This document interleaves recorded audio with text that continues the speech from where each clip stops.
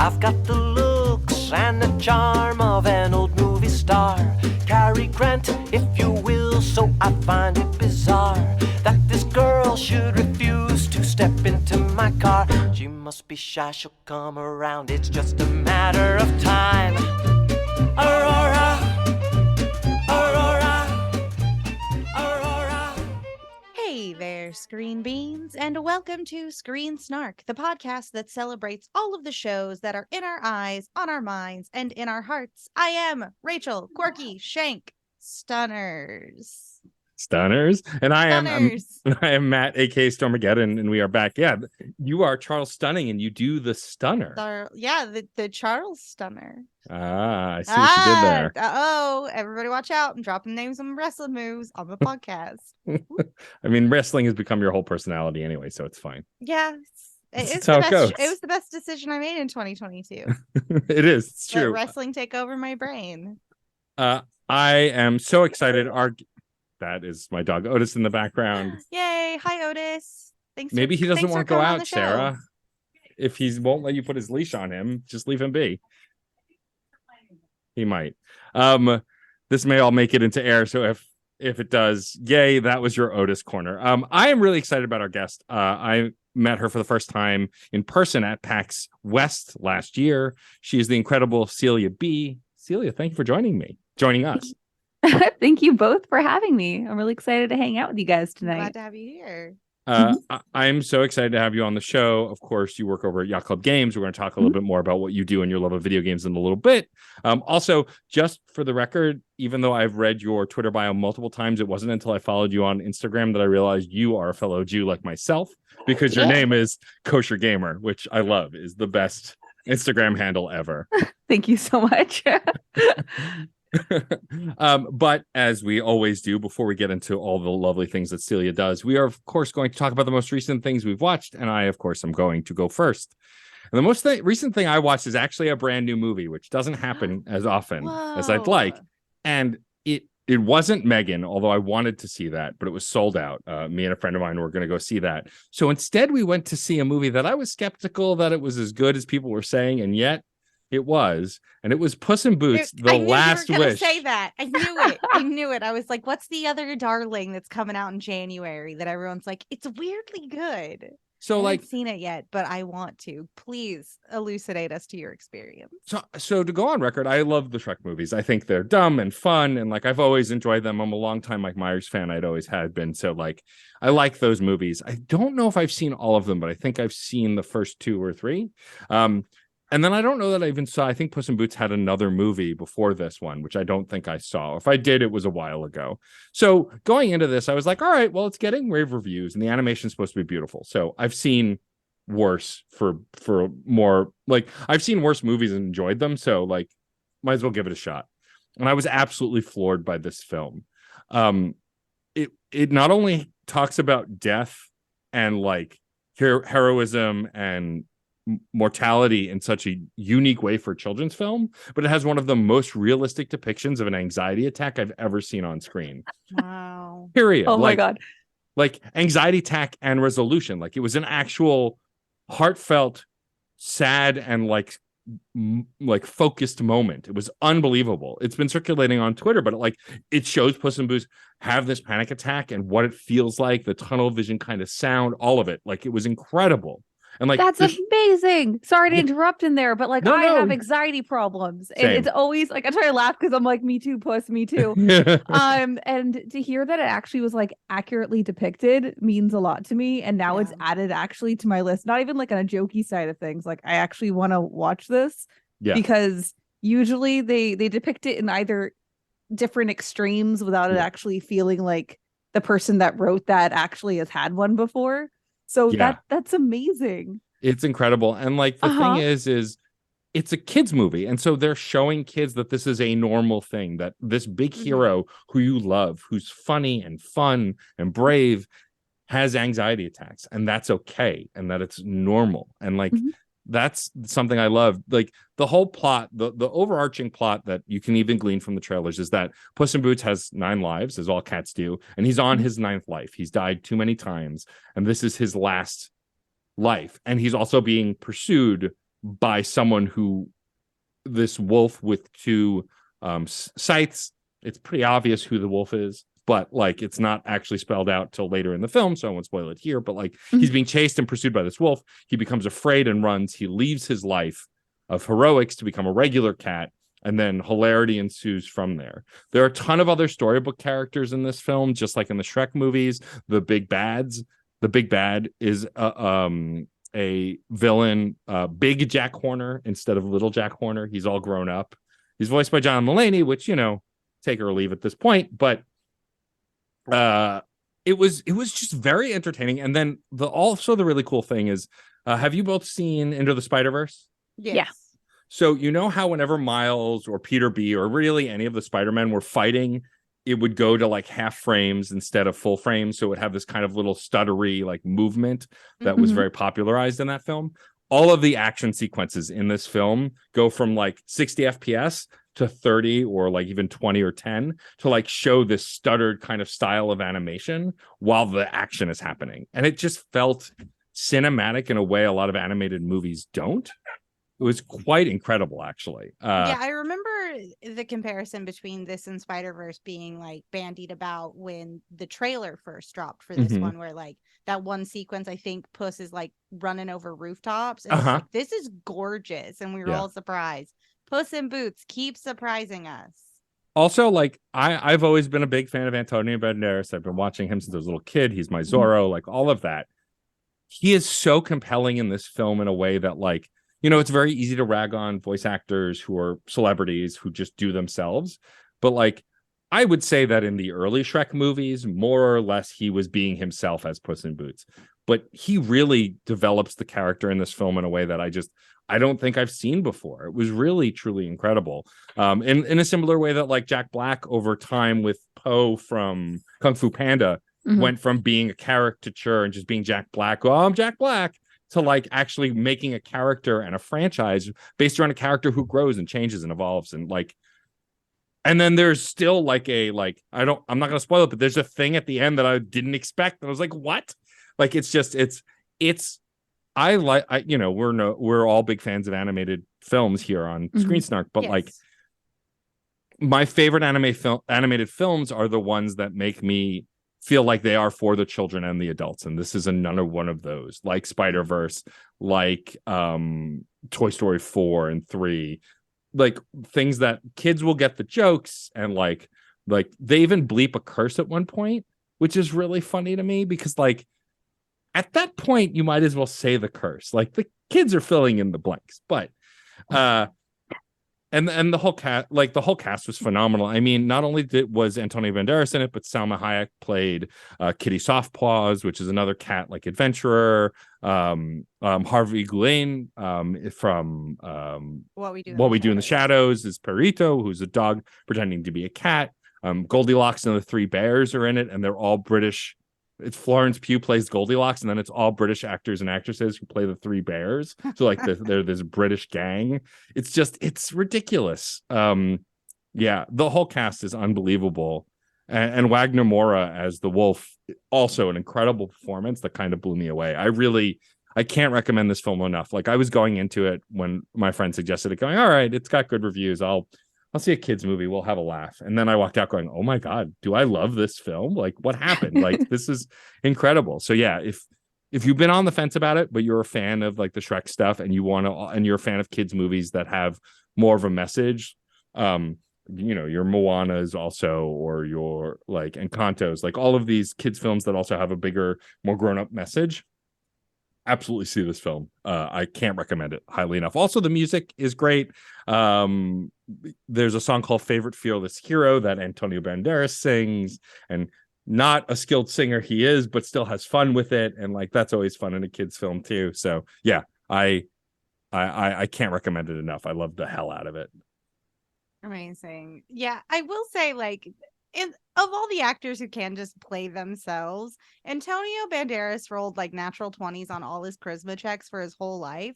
So it's like, yeah, you can just be you, because like you is already like fucking phenomenal. Yeah, totally. Yeah, he's also my Zorro. It's so funny. I'm getting the Puss in Boots supremacy like diatribe from all sides. Scott Thomas of the Infinity Podcast was like, after we saw Megan, was like, you gotta see Puss in Boots. You gotta. So like, I'm in. I'm sold.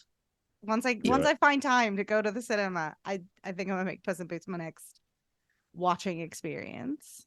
Yeah, you sold me as well. And I'm usually like, oh, I always have my entire life is me having a list of movies that I should see that people recommend. And I'll be like, oh, I'll add it to the list, but I'm a liar and I don't have a list and I'm never gonna see the films. Right.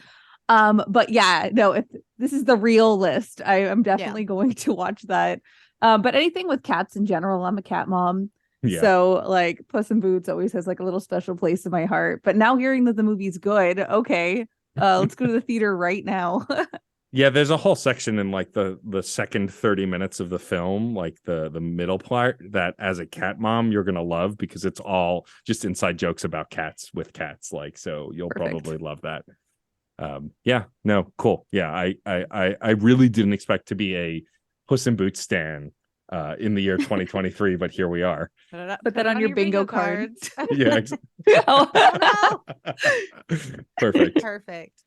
Oh my gosh, here I go. Sorry, I'm just a little bit ahead in the timeline. Whoops. let me just like pause for a second. Matt, I'm reluctant to ask more questions about the movie because I really do feel like going in knowing very little about it is ideal. Kind of like, I'm gonna give myself this little surprise treat. Right. But what I will ask is, if you had to sum up Puss in Boots, the last wish, in just 3 words, and you can't use any of those from the title, because I'm not going to try and do this bit with such a long one. How would you describe it? Heroes that grow. Heroes that grow. Aw, love that. Yeah.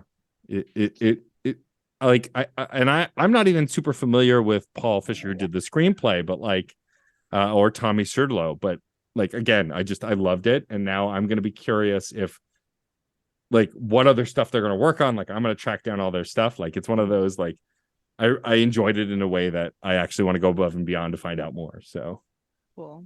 Yeah. Well, now that we've got that out of the way, Rachel, since I brought animation, I'm curious, are you flipping the script? Do you bring in something else? What did you? I kind of did. What is the most recent thing you have watched? Well, first I like to dip over and just remind everyone that Megan is out there. Please go watch it. It's so ridiculous. It slaps so hard. God, I loved it. It was a delight, a treat. Please go see Megan. Just do yourself a favor. It's camp. Love it. But because I had already spent so much time raving about Megan on my other show, I wanted to sort of diversify. So today I sat down and revisited that 1999 classic 10 Things I Hate About You. Yes. And you know, it's got its like 90s problematic bullshit. Sure. Absolutely. We're dropping some slurs that we don't say anymore. You know, really like broad strokes misogyny all over the place. But despite that, it is still a foundational romantic comedy with characters, with complexity, and like the more I think about it, the more I'm just like, Shakespeare's comedies were just rom-coms. They were just 90s fucking rom-coms. Like, really, when you think about it, today, during this watch of 10 Things I Hate About You, the realization of, oh, right, they'd run around the woods in drag. Come on. Shakespeare, get over it. Another one, adaptation of, I think, Midsummer. Get over it. They do Midsummer in the play. Oh yeah. All weird and messy. It's fine. I've been thinking about 90s Shakespeare rom-com adaptations for a minute, so it was nice to sit down with one of the like cream of the crop ones and just enjoy the soundtrack, live for the vibes. Loved it. On the rewatch, still loved it. It's an endlessly quotable movie, and like whenever I revisit that or Knight's Tale, it makes me so upset about Heath Ledger. Like, Of course, people quote the Joker performance, and it's Joker's one of my favorite characters. It's one of my favorite performances is the Joker, but like, it's easy to forget that before he was ever the Joker, he was doing phenomenal performances in smaller rom-coms that were just as great. And like 10 Things I Hate About You is one of those films that like, it's just kind of an era, right? And it has, and besides the minor problematic stuff that like we forgave then that we definitely don't forgive now, it still stands out amongst even the rom-coms that came out around that time, and I think will always be a classic for people of a certain age. Yeah, I will say though, when it comes to like the problematic language and I like moments in this piece, like I it's sort of unlocked in my brain while watching Scott Pilgrim, because like the same slur is used in Scott Pilgrim as here, and it's like, oh right, these are pieces of shit children. They're going to say what pieces of shit children are going to say. And the whole point is they become less pieces of shit by the end. And that's growth. You know, so I think there's something to be said once again about like exposition is not endorsement, you know, like I don't, you know, it's just like, what do asshole kids say? Oh yeah, they say like nasty things, and like you're not supposed to want to emulate Bianca or Kat, or I mean you may want to emulate Patrick because like he's the best, like I don't care, like you can be like, oh he started dating her for money. It's like, yeah, but he quickly stopped caring about the money and was just like, so I get to be around the cool girl I like, and I get to scam this asshole out of money. I'm in. And he also used most of the money that he got to pay the band to play the song. So it's kind of like, we stand Patrick Verona in this house. Yeah. You can fight me on it. He's just a good little bad boy.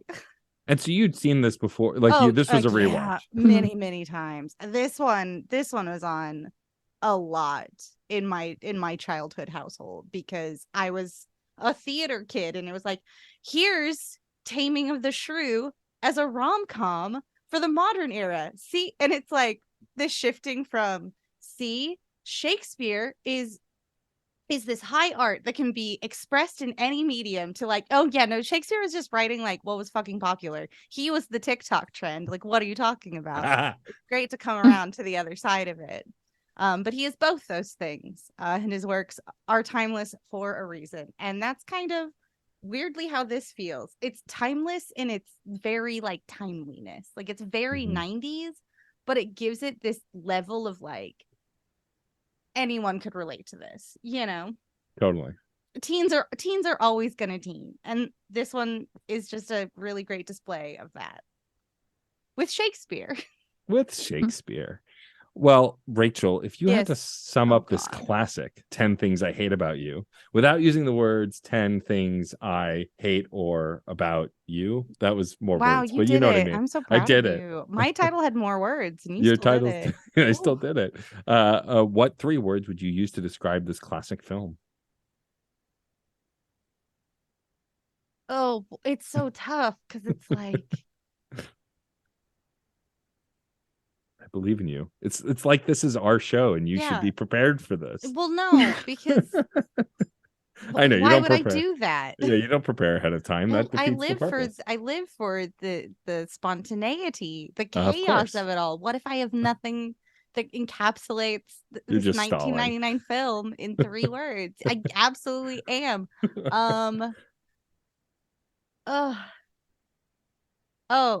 It's gonna be Bards Gone 90s. There we go. All right. Sums it up. Perfectly done. Perfectly done. Kind of You did it. You did it. That song at the end still whips. Julia Stiles fucking crushing it. Just getting that cry. Ugh. National treasure, Julia Stiles. Also, thanks Heath Ledger for being a Joker that danced on stairs before Joaquin Phoenix ever did. Well, now it is our incredible guest turn. So, Celia, what is the most recent thing that you have watched that you've brought to the show? Okay, so after listening to you guys, I decided to switch up what I was going to talk about. Totally Okay. legal. Okay, Yeah, so I do know, it. right? Oh, I'm cheating. No. So initially I was going to talk about The Boys because it's the most recent TV series that I watched. I'm a little late to the game. I'm one of those people, once again, I have my list of things I'm not going to watch, and then one of my friends have to usually trick me into watching something. They'll be like, "Oh, I'm cooking food." I'll be like, "Yeah." And then I'm over, and then the movie's on or the TV show. And then I like my ADHD brain is just like, fine, I'll find dopamine in this, I guess. And then I'll like sit down and watch it. But so one thing that I have shifting gears, like my guilty pleasure is that as a Jew, I like to eat Chinese food and watch horrible Christmas movies. And Oh, yeah. the most recent one that I decided to watch was Falling for Christmas, which is the Lindsay Lohan continuity error of a movie of Christmas. I don't know if you guys watched it or not. Rachel, I haven't, no, but I've Oh, heard so of it. I'm I've heard of it. so I missed the season for it, but you're gonna bring me around to watching Yeah. this movie in like February. I already know it. Please Excellent. continue. I'm so Okay. excited. So I'm not as good as describing movies as you guys, so I'm gonna do my best. And I'm also not gonna remember any of their names. So I pulled it Oh, up good. on Google because I just like give people nicknames besides Lindsay Lohan being Lindsay Lohan. Sure. So I have their names in front of me. But basically Lindsay Lohan playing Sierra Belmont, who is this ski resort heiress.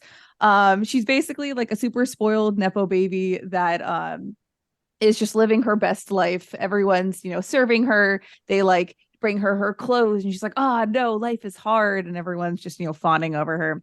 And basically how it goes is that she is kind of like looking for meaning in her life, and she gets proposed to by her boyfriend, and like everything just feels like it's going full circle, wonderful in her life. Meanwhile, a widowed man who owns a small ski resort is trying to get funding and approaches her father for potential investor opportunities. He says no, and he's like, okay, and then leaves all sad. Meanwhile, Sierra Belmont's getting proposed to with this giant ring by her TikTok boyfriend. She, through, I guess, a miraculous coincidence, it starts snowing and she falls down a hill.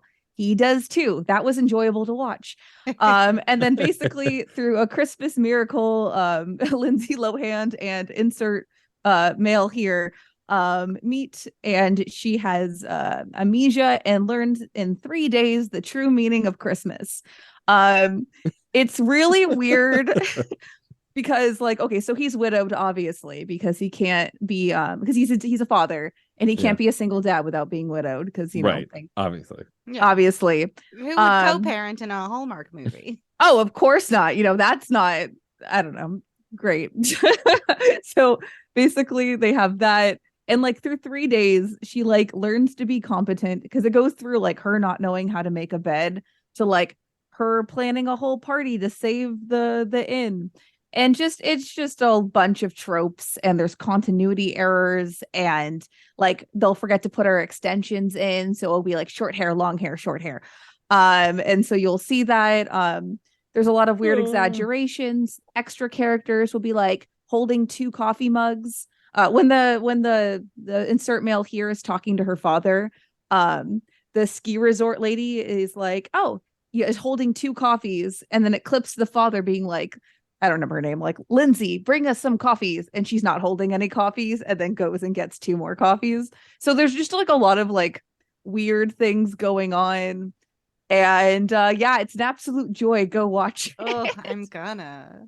It's just so convoluted, but like that's my guilty pleasure because it's just really funny to just see worlds that revolve around Christmas like there's nothing else. And it's just beautiful. I mean, I am a sucker for cheesy films, and like I grew up on like really cheesy rom-coms, and so like the Christmas ones especially, I don't know what it is about being Jewish and wanting to watch that kind of garbage, for lack of a better word. I'm not making a judgment. It's just kind of like it's junk food. 100%. Yeah, no. Yeah. Delicious, yum. Yeah, it's absolute absurdity. Just around the end of the year when it snows, everyone gets so strange. It's fine. Oh, also, this was like Lindsay Lohan's like big return to film, right, or something like. Because it was Yeah, a recent film and she hadn't worked in a while. It was dealing with a lot of stuff. So like it was supposed to be a big deal because also it was like her big like leading role back since she had kind of taken a break. yeah. My whole thing is that even if you're the best actor in the world, you can't act like out act a bad script. No. And the thing is, though, is like I did make excuses because I love Lindsay Lohan. I don't give a shit. I loved her since the beginning. Yeah. Anything I almost she watched did, Freaky Friday today. It almost happened. I was like, just do am I it. ready? Ugh. I haven't watched that movie since I was a kid, but I remember loving it. And I always thought like any izakaya situation or any type of like switch bodies wake up, like I love. So Sure. Yeah. any of the anime tropes, I feel it. What was I saying? Love Lindsay Lohan. Yeah, like the script was really cheesy, but I understand there's also like time limits. Like they had a, you know, they have an hour and a half to make a film, and sometimes, you know, you can't. I guess better writing would fix that, but I don't know. Okay, sometimes you just can't. So whatever, it's fine. So there was something I wanted to ask, but I can't remember. Oh, was there like a lot of cheesy Christmas music in it, like forced like Christmas music moments, or? Yeah, they have a moment in Town Square where they all just start singing a Christmas song. I cannot remember which one for the life of me, but I think it's Joy to the World. It's one of Okay. those. And yeah, it's just kind of they just throw things in there. They threw a lot of fun things in there, but good for them, man. Good for them. Yeah. Look, if you're gonna go that direction with a film, you got to really go for it, right? Yeah. Like, what's the point of don't half-ass it, whole-ass it, Yeah. as Ron Swanson would say. Yeah, it might have been written in because Lindsay Lohan can sing. Remember when she did her whole like Sure. like singing career as well? So I feel like they're like, oh yeah, and she can sing, and just like, Yeah. we're paying for her. We gotta get everything. I mean, that makes sense to me. I feel like if you're gonna have Lindsay Lohan and she can do all these different things, you want to like kind of show off in the film. Like that totally makes sense to me. Well, if you had to sum up, and I had to look up the movie just to remember the title, Falling for Christmas. God, I can't believe it's about her falling down a hill and it's called Falling for Christmas. Falls. That's great. Yeah. Amazing. But if you had to sum up Falling for Christmas in just 3 words, and you couldn't use the words falling for or Christmas, what 3 words would you use to sum up this film? Amnesia is convenient. You're not wrong. You're not wrong. I honestly, like, it was. Oh, okay. One more contingency issue. Sorry. Okay. This is no, the please. biggest plot. Okay. So she's in the hospital bed. Okay. Uh-huh. She does not know who she is. And they're like, you know, you must have been like well taken care of because, you know, you look great. But, you know, we just don't know what your real name is. And the guy that found her is in the room and he's like, you can stay with me. No context. He's like, I have an in. And like, and they're like, yeah, you should go with him. And it's like, she doesn't know this person. She's an adult woman. Why would she want to go with a random man? But that's not even the contingency issue. The cop that's there is like the one that's like, oh, we're going to have an investigation. A later scene, the cop is talking to the dad who gives him a photo of her and is like, I'm looking for my daughter. And he doesn't. And then like after a little while, then he's like, oh, so he does that. And sorry, I'm forgetting this plot. Then he sees her again. And then later on does the investigation. And he's like, oh, I know where she is. But it could have like been found in like the first 10 minutes of the film. If he like put 2 and 2 together, Jane Doe, I saw her face. I saw the photo of her. Like a day and a half tops. He should have been able to find his daughter. Yeah. Like even under just like, oh, you seem to be missing your daughter, adult daughter. There's this woman who was found. Maybe Same we description. should have the 2 of them just like meet, just to be right? like, is this your person? Do you recognize? They're also like 30 minutes apart because the small inn is like very close to the large inn. So it wouldn't have been like an LA commute. It would have been pretty close. It was glorious. Okay, that's the end of that one. Wild. I love it. I'm so glad you brought that. Like I was thinking about it because I also love Lindsay Lohan and unironically, and so now I may have to watch it anyway. Yeah. Wow. Yeah. Awesome. Great. Just to find out how much of it is like that self-aware like weirdness that it's just like, this is just a Hallmark movie, so who cares? More coffee cups, doesn't matter. Or if it was just like, we're trying really hard and it just like falls apart in logistics. It's just, I feel like they gave up halfway. Like Yeah, at the beginning, they were like, right. fuck man, we gotta do this. We're paying Lindsay Lohan's expensive. And then they're like, well, it's Christmas. We got this. It's the Christmas will do the work. Yeah, Christmas and Lohan, that's all you need. That's all you need. Overrated. Something that's not overrated though is the development studio that you work for, Yacht Club Games. Ooh, segue. I'm good at those. Just gonna ride my segue on through. Celia, you are the marketing director, one of the marketing directors over at Yacht Club Games, and you are currently promoting the incredible Mina the Hollower, as well as Shovel Knight Dig, a game that's coming and a game that's out. I got to meet you when I interviewed you about both of those games at PAX West, which was awesome. I just want to talk about how you got to this place. Obviously, by looking at your Instagram, you've loved video games a long time. You love to ask of your followers video game questions and talk about gaming. Clearly, you've played games for a long time. Did you ever see yourself just working in marketing for a video game company? Like, was that on the vision board, or did you kind of luck out because you loved games? Oh, I totally lucked out because I would love to be like, this was years of planning. I was born to be a marketer. Well, fun fact, my mom was in international marketing, like in her heyday. So I feel like I come from a long line of marketers. But she was entertainment. So I'm in video games. But yeah, it like, do you just want me like how I came to be? Like what kind of story do you want? I mean, just mostly like Yacht Club is obviously very well known for the Shovel Knight series and their incredible work in the indie space. And I'm just curious how you connected with Yacht Club, how you ended up working for them. Like, what was the thing that led you to them in this position? Oh, yeah, of course. So I've been in the video game industry for years. I'm going on 8 years, working in the industry, in the biz, as we call it, or don't call it. I don't know. So before Yacht Club Games, I was a marketing specialist at Hyperkin. They're a third-party video game hardware developer. And I was at the company for about like 4.5 years, and it was getting to a point where, like, I guess in my career, like I wanted to go more into software. And then like I had some personal reasons, like I lived far away from my mom. It's like 80 miles away. So it was like 160 trip to visit her. And so like I wanted to be closer to family too. So I was just kind of like playing around with the idea, like, what if I did go into software? That'd be really fun. Like, who would I want to work for? And Yacht Club Games actually had a job listing for community manager. Keep in mind, I'm marketing director. I'll get to there in a minute.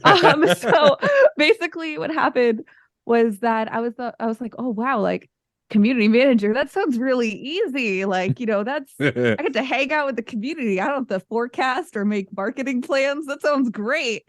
So I was like, and I wanted to meet them because I've dabbled with some shovel justice, in the past. I was like, yeah, why not get to meet them? It'd be really funny. And so I went into the interview, and like we were just chatting, like going back and forth, like talking about like interests and what I'm able to do. And they're just kind of, after a little bit, they started to like throw other things at me because they're like, oh, we'd really love to see like this, since you work in hardware, like this product item, like, do you have any advice for that? I'm like, yeah, you can have this whether you hire me or not. And we were just kind of like vibing back and forth. And a community manager job ended up me just being in charge of the marketing department and licensing, because I have a hand in that as well. Amazing. So just thinking it'd be cool to meet the Shovel Knight people just turned into the next step of my career.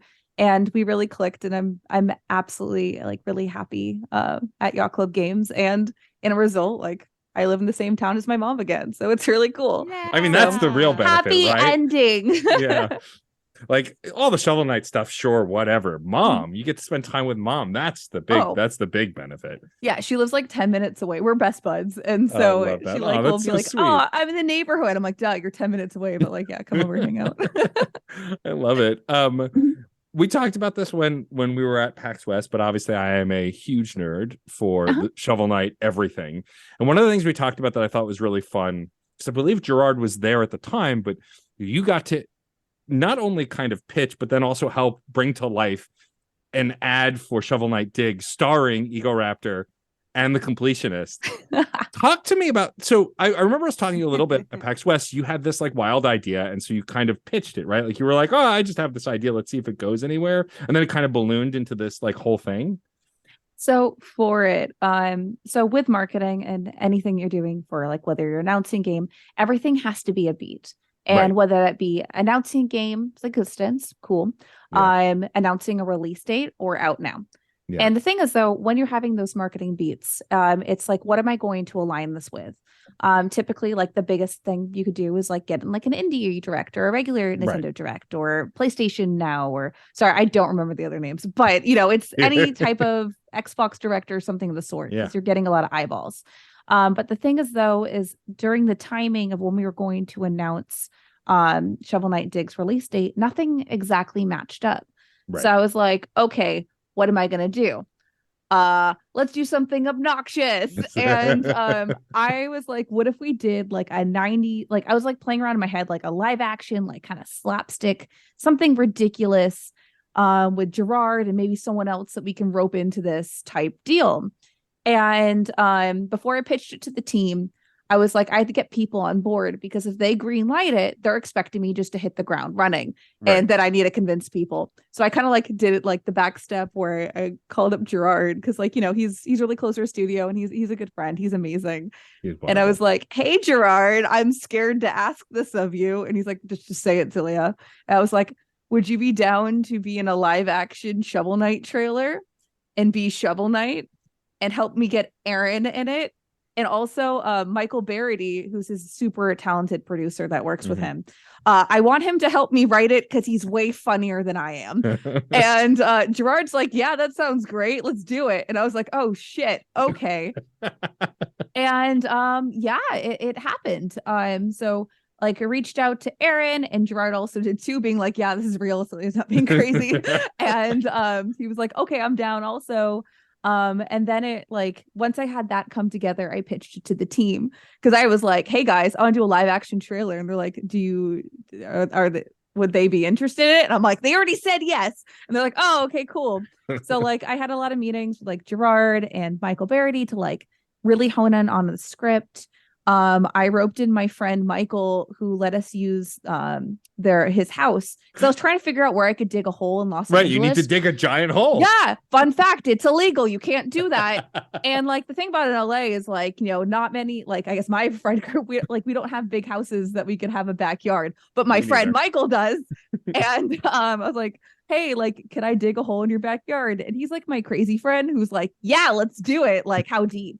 But we ended up, instead of ruining his beautiful grass in his backyard, I ended up getting I think it was like 130 or 18 or something like that pounds of dirt that I built a fake hole in his backyard. You like making it a pile. Yeah, it was like a mound that had to be tall enough to fit Aaron in, like when he was sitting pretending to like dig. It was like just surrounding him.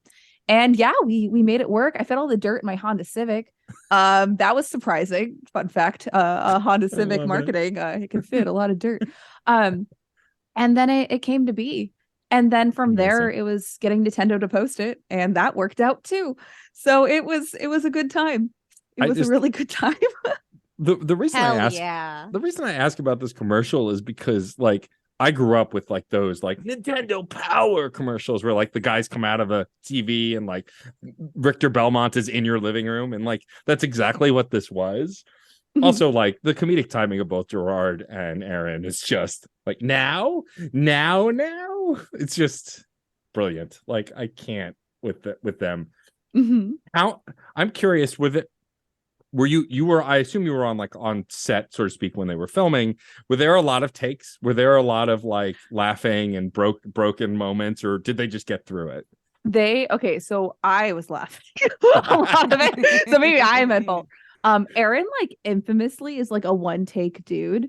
Like he did most of his stuff in like one take. There was like a few times where like it was really hot outside. We filmed this in July, by the way. Oh no. In the valley. So it was like, and Gerard's wearing armor. I know. We had to like fan him and like throw him inside air conditioning, and we just, oh my gosh, it was wild. We had a canopy that we held over. You can tell in the back there's like uneven lighting because we're holding a canopy. So we're filming and like me and a few other people are in the background doing this, holding it.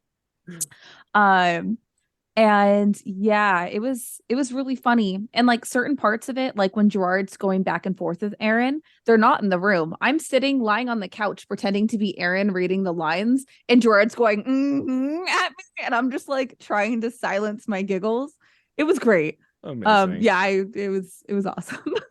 It's just, it feels like now, because obviously we know Mina is in production. I'm going to ask you in a minute about the incredible Game Informer documentary that I'm biased about because I edit for the Game Informer show and love Alex Van Aken. But like, you've done this ridiculous commercial for the release date of Shovel Knight. And now, I mean, Mina's coming out eventually. It's going to need a release date commercial. Like, do you see a trend of doing ridiculous live action commercials? Actually, how about this? Who would be your like dream casting as Mina the Hollower? Do you have one as like a dream casting? Let me get back to you on that because that's important.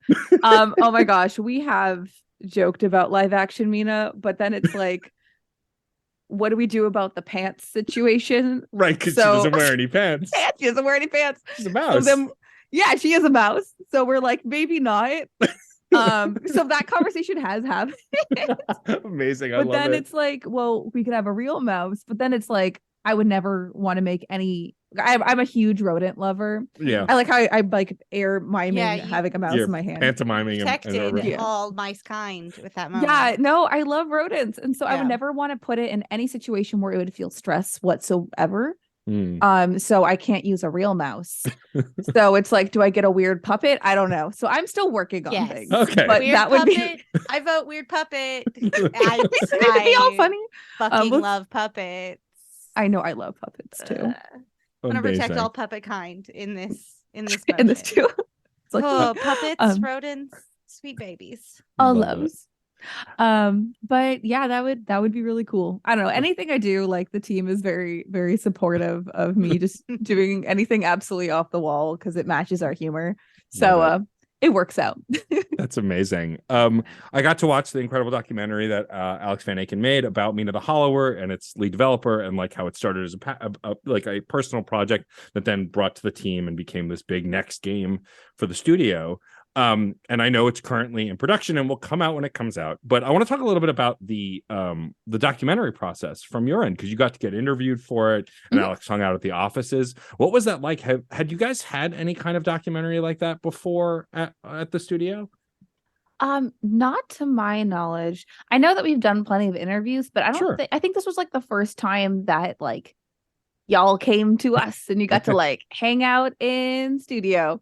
So it was really fun. Alex is amazing and talented, and the final project, like the final product was like just like chef's kiss, amazing, unbelievable. He made us sound so cool out of all our like random babbling. You are cool though. I don't ascribe to that. So kind. But yeah, it was really fun to like just go over the process and like in retrospect, because we filmed that actually I think like in April. So like we finished the Kickstarter, like it started February 2nd and then ended in March. And then I went on vacation because I needed to sleep. And then I came back and it was like around the point of like where like Alex is coming in to like talk about the like how everything went. So it was really cool to reflect and just like look back on it and be like, wow, like we did that in 1 month. Wow. And like Mina's been in production all this time. I mean, it's kind of a stupid question to ask you. Are you excited? Right? Of course you are. Right? Who wouldn't be excited for this game? And the first, I think it's the first stage. The version I got to play at PAX West felt really good to control. Not that I had any doubts. Like, if there's one thing y'all do with you, gameplay is like chef's kiss. I mean, all of it is. But like, I'm curious, what is the thing you are most excited about with Mina? Is it the traversal? Is it the combat? Is it the story? Like, what have you seen so far that you're most excited to see more of as it's released? I'm going to be very picky choosy because like I've been going through a lot of like the GDD and like looking at stuff. Because like the cool thing about Yacht Club Games is that like our development process with hierarchy is very horizontal. So everyone in the company can have a hand in the project. That's so cool. Tomorrow is Wednesday and we're doing insert here level enemy design. So like we're all going in suggesting enemies. We're like talking about different points for Cool. that. So I have a few ideas of my own. So just with development process, like, you know, everyone has a hand in, so it's been a really fun experience so far. But from what I can say, I'm really excited for like everyone to experience the story and how Mina and the player will have it unfold for you as you like traverse and like learn more about the world. The team is absolutely wonderful at writing. They are creative geniuses, and I know it's us, so it's like oh yeah, of course I'm paid by the studio, I better love it. But I genuinely get so surprised and I get so obsessed with the things that they come up with because it's amazing, and it just touches my heart. And especially since we can lean into like spooky elements and really I guess get into the nitty gritty, where in our other IP like Shovel Knight, it's like light and levity and like jokey fun. So to be able to get into that where there's different layers to the writing is really fun. An example, because I know I'm speaking so vaguely, I'm sorry guys. That's okay. No, of course. It is what it is. Is like, okay, in the demo that you played, Matt, at the end, spoilers, sorry, you'll get to play it again, is that you help the Duke. He's like looking for his lover, so it's like a fetch quest. But you end up finding out that you end up like fighting the Duchess, where you're like, oh, I guess that was his lover, but you know, something happened. I won't spoil too much, Matt. And then you bring him to his final destiny and you think that's his lover. And then you're like, oh, you defeated her. And then when you bring him to like finally, you know, get reunited with her, it's a coffin and he goes inside. And at first you're like, oh, that's cute. And then you're like, wait a minute, he's alive and he's going in a coffin to go be with her. And so like there's another layer of like sad in there. And just being able to like lean into those things and find morbid yet beautiful tones is really fun. That's and there's awesome. Morbid but silly things, and there's like weirdos, and there's a lot of fun stuff to it. But it's definitely going to be a really amazing experience, and I can't wait for you guys to experience it too, because I'm having fun. It's not even done yet. I mean, that's something like story writing is a thing that y'all as a studio has done so well. You know, thinking back on Shovel Knight Dig, which I played and I'm replaying because someone might have bullied me into picking it back up again recently. Nerd. Is that like, so Shovel Knight Dig, of course, is known to be a prequel to the Shovel Knight series, and the story has tons of stuff to unfold. But like the relationship, what I love about the relationship between Shield Knight and Shovel Knight, which is so key to all of the Shovel Knight games, is that it's not explicit whether they're friends or lovers, whatever. They just love each other, and it's such heartwarming storytelling that y'all do without having to explicitly like spell out everything. You kind of just kind of have these great branching narratives. I'm a little curious about partnering with Nitrome, who did an incredible job with Shovel Knight Dig, captured the essence of everything that is Shovel Knight. Was marketing that different from marketing other in-house stuff? Was there someone that you teamed with over on the Nitrome side for the marketing, or did you guys kind of just control the marketing and they were just developing? I'm curious like how that partnership worked. So with any partnership, we're very collaborative. Like I chatted with their marketing person, John, but he's also a developer. Every company has lots of hats. Yeah, sure. I do marketing licensing. He does developing and marketing. So we do have like little chats here and there. And like, he did give me some assets, but we did really take like, I guess, the front wheel with marketing for this, so they could focus on the game. We could focus on talking about how cool it is. And it was like a really collaborative process. Like I'd have meetings with them. They would give me ideas, like being like, oh, this would be cool for marketing. But the thing is though, is that some rules in the UK are way different than the United States. Like for a fun fact, you can't dig a hole in Los Angeles, but they were like, you could dig a giant one and then have coordinates. And I'm like, no guys, I will get arrested and my coordinates will be for where you guys pick me up from the clinger. But yeah, Nitrome is great. They're a bunch of really talented folks, and it's been so fun working with them. And the thing is though, is that they're working on more DLC updates. We like announced it a little bit like on the low key and right after launch, and we'll have more updates coming out soon. So stay tuned. I'll be bothering you about them. Oh, I'm sure you will, and I can't wait. So obviously you love video games. Like that's no secret. You look at your Instagram, your Twitter, you're always talking about the games that you loved and you grew up with. What was your earliest like gaming journeys? Do you remember, like, what are some of your like biggest influences gaming wise from your childhood, or some of your favorite games? Oh man. So I would say I guess my biggest influence probably was the Nintendo 64. Hell That yeah. was my first console.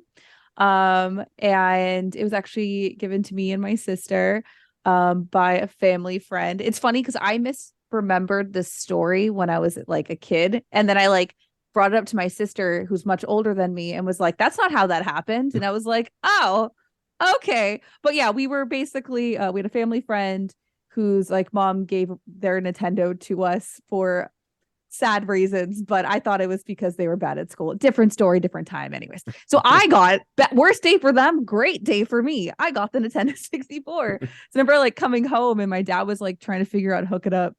And the first game I played was Mario 64. Sure. And that was absolutely amazing. But it actually took until Banjo-Kazooie for me to be like, yeah, I think video games are my thing. Everything about that game, from what I didn't appreciate at the time, was like the level design, but the completeness feeling you had when you got through each level Oh yeah. was just something that just really stuck with me like for the rest of my life. And also when you get all like, I think it was like 100 notes, like Banjo-Kazooie does like the little like dun dun dun dance. Yeah. For people listening, I'm dancing right now. And yeah, I do that like when I'm having a good day. I'll be like, do this too. So I just feel like Banjo-Kazooie has just been a part of me for like my entire life. There's something about great games and dancing in great games that sticks Yes. with you. Like I always think, every time I want to celebrate, I think of the Raz dance from Psychonauts 1 and 2. Like I think of it because it's pure joy. It's pure celebration. Or like when I want to celebrate in victory, if I'm holding something, like I often do like the Shovel Knight, like, da-da-da-da. Good. You should. I should. I slip you a $5 bill every time you do Yeah, that. exactly.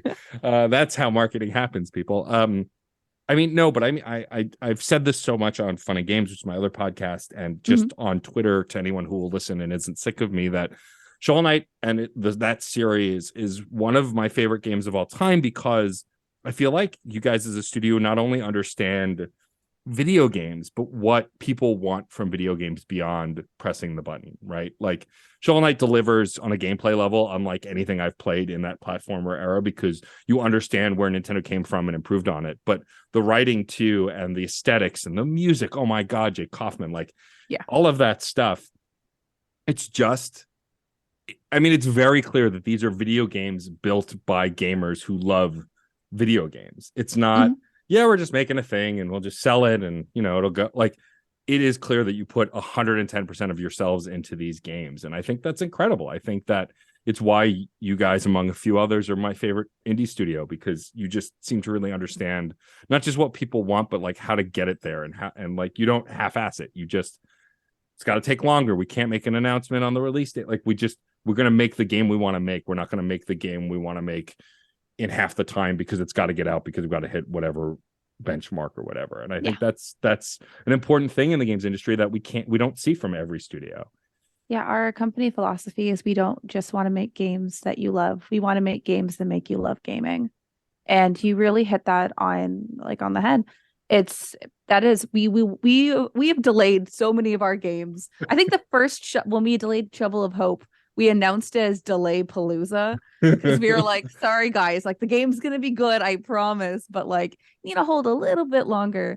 And the reason for that is, like we love gaming and it's like our child, and we want someone to pick up that game and like maybe play it and be like, you know what, I think this is my thing, whether they're going to be a consumer or they actually want to be involved in games in the future and create their own awesome projects.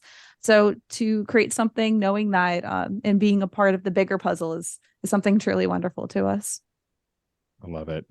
Before we let you go and wrap up and ask you our final question, I have one more question before the final question as I hit my microphone. The penultimate question. The penultimate question, as it were. What?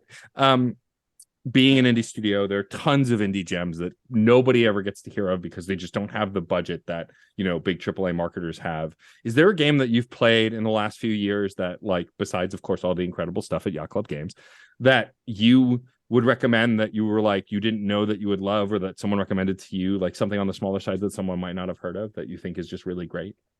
Shoot. Okay. Why am I blanking right now? Okay. So isn't so much on the smaller side, but I absolutely and utterly love it. And I'm about to give you a little backstory why. Yes. West of Loathing. Have you guys Okay. played West of Great Loathing? game. I So love it. funny. Shadows Over Loathing. It's their new one. Everyone go play it. It's available on Steam right now. I got it on sale, but it's like $19.99 and it's so worth it. Play it. I've been a fan of that creator for so long.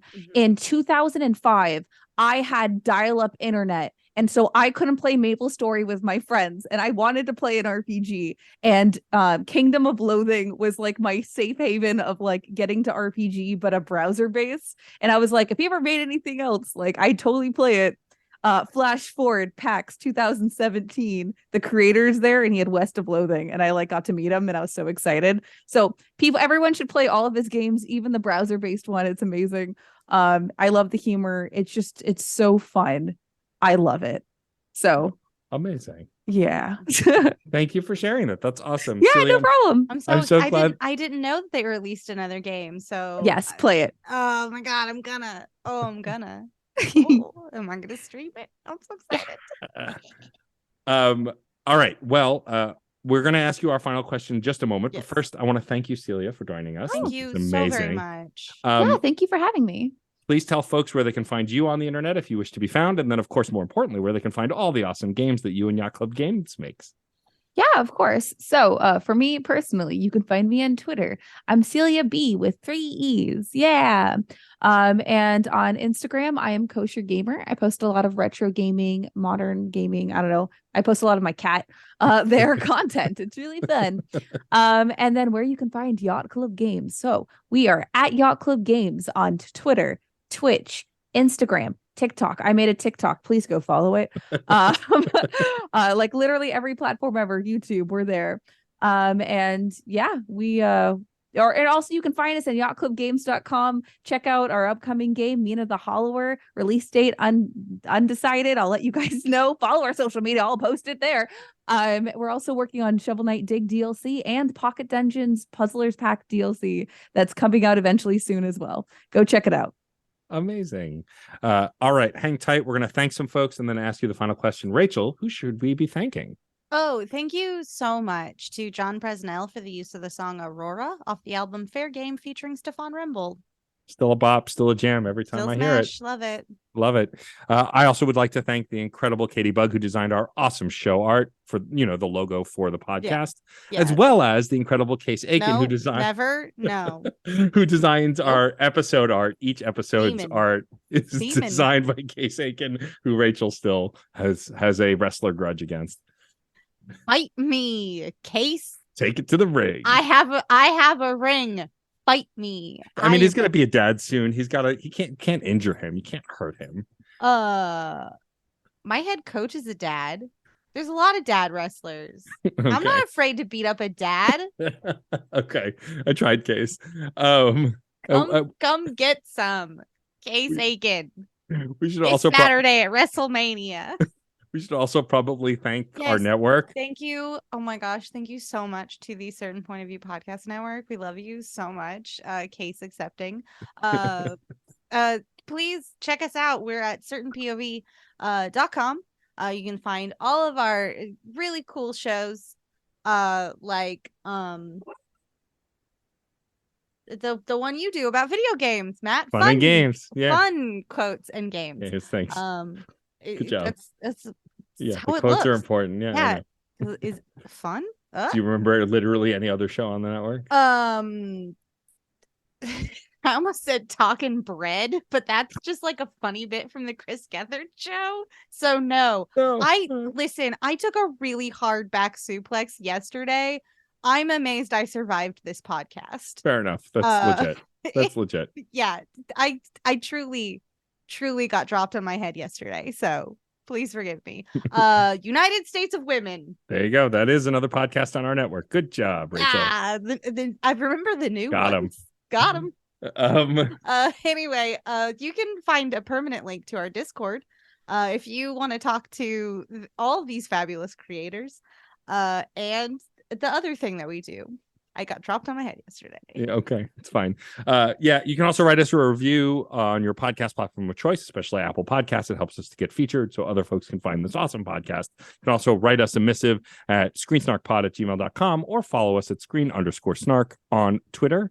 We love to hear from the folks who listen. We love guest recommendations, topic suggestions, movie suggestions, all of that stuff. Or just saying hi.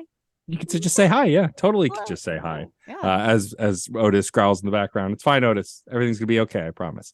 Two Otis corners. I love Two it. Otis corners. Yeah. Otis is my puppy. For those who don't know, just go to my Instagram. You'll see photos. Anyway, now it is time for Rachel to ask our guest our final question. Yes, Celia. I would love to know if you could choose any one trope as featured in movies or television to instantly and magically become true in your life. Which one would you choose? Oh man, I've been reading too many webtoons because I was about to say truck coon, but that's not pleasant. Like that was like my for anyone that doesn't know what that means. So in Korean manga, there's this truck that usually is the plot propeller, where a regular person will be like walking across the street or whatever, get bopped by it, and then get transported to a magical world. So I've been watching a lot of that recently. So sorry. You know what? I'm still gonna go with that. Yeah, that sounds fun. No, yeah. like just getting Just get transported bopped to a magical place. world. You go boop. There's actually a manga that follows the guy driving the truck. And like his whole thing is he's driving the magical truck, and it's called like Heroine Maker or something, Hero Maker or something like that. Yeah. And he's like the schedule, and he's like really stressed out because he has to find all these people to send to magical worlds. I love it. Love Amazing. that. Who doesn't That want rules. that? Yeah. Who wouldn't want that? Makes sense. Again, Celia, I want to thank you. This was delightful. You're welcome back literally anytime to come talk about another trashy Christmas movie that I'm sure you'll have watched by then. Oh my god, I have so many. We can talk my about the gosh. Christmas Prince next time. It's Rachel's favorite. Oh my gosh. Just the rolling dolly shot of them talking about all the things that have gone wrong in the third one, and then she's like, and then someone tried to curse our baby. It's just like, what the fuck? I love it. Oh, I love it so much. I got also- so mad that the princess ones, the Switch ones, did not have enough wolves. There were not any wolves, and I was angry Right. about it. Uh, We should write some angry letters to Netflix. Like, you need to put wolves in the fourth one. Mhm. When you have It like needs to be 4 double. Vanessa Hudgenses, one of them needs to be a werewolf. It's the only way I'll accept it. Or it could be 3 wolves in a giant robe. In a Vanessa Hudgens shaped trench coat. Okay, we've Perfect. We got it. lost Yeah, we control. gotta go. There we go. We gotta Ship go. it. I of course also want to thank my incredible, gorgeous, and brilliant co-host Rachel Quirky Shank. Oh wow. And I want to thank my You know, Bards Gone 90s co-host, Matt A.K. Stormageddon. There that's you are. me. I mean, that's actually yeah. fairly accurate. Yeah, actually. It's not that far Why off. not? And we also, of course, want to thank you, our incredible listeners. We do this for you. We love you. And we will see you at the movies or on a couch somewhere. Bye-bye. Aurora, Aurora, Aurora, Aurora, Aurora. Metal to magnet, she will be mine. Aurora.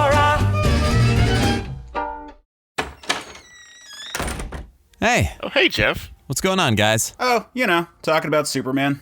Oh, cool. I could talk about Superman. I could talk some more about Superman. We know. I'll bet a few people would want to get in on this. I'm down. You know it. That sounds like fun. I'll do it. Cool, let's do it. We can call the show Men of Steel. And you can find it at certainpov.com. Or wherever you get your podcasts. Yay. CertainPOV.com.